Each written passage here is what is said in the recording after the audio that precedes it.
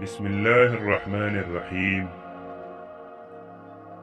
جو سخی کائے اور دے اس عبادت گزار سے بہتر ہے جو لے اور جمع کرے۔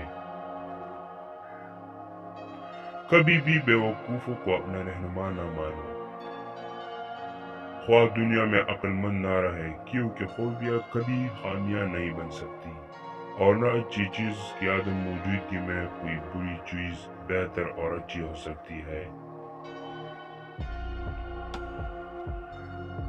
آدمی کے جھوٹا ہونے کے لیے اتنا ہی کافی ہے کہ وہ ہر سنی سنائی بات پہ یقین کر لے۔ تو نیک ہو اور لوگ تجھے برا کہے، اس سے اچھا تو یہ ہے کہ تو برا ہو اور لوگ تجھے نیک کہے۔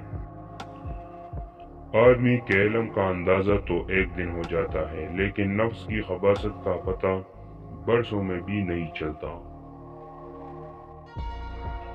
شہزادی سے کسی نے پوچھا حال کیسا ہے؟ جواب دیا اللہ کی نعمتیں کا دانت ٹوٹ گئے ہیں، مگر زبان اس کی ناشکری سے باز نہیں آتی۔ جو شخص اپنے ہر کام کو پسند کرتا ہے اس کی عقل میں خلل آ جاتا ہے۔ اگر تم چاہتے ہو کہ تمہارا نام باقی رہے تو اپنے بچوں کو اخلاق سکھاؤ۔ نصیحت خواہ دیوار پر لکھی ہو اسے کان میں ڈالو۔ جو شخص دوسروں کے غم سے بے غم ہے آدمی کہلانے کا مستحق نہیں۔ سخاوت کا ہاتھ طاقتور بازو سے بہتر ہے۔ تعلیم انسان کو بولنا تو سکھا دیتی ہے، مگر یہ نہیں سکھاتی کہ کب، کہاں اور کتنا بولنا ہے۔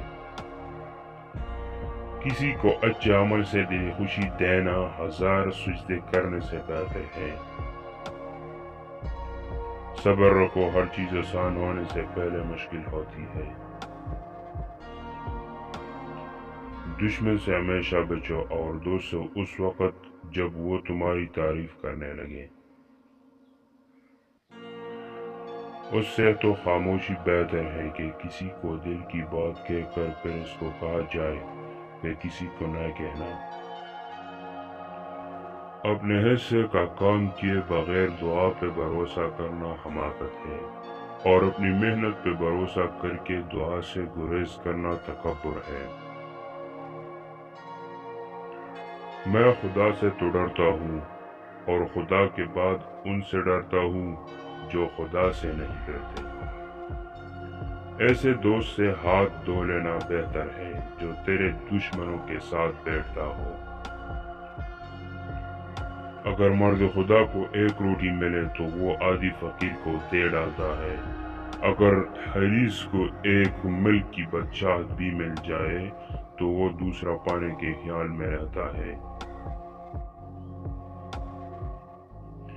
میرے پاس وقت نہیں ہے ان لوگوں سے نفرت کرنے کا جو مجھ سے نفرت کرتے ہیں، کیونکہ میں مصروف رہتا ہوں ان لوگوں میں جو مجھ سے محبت کرتے ہیں۔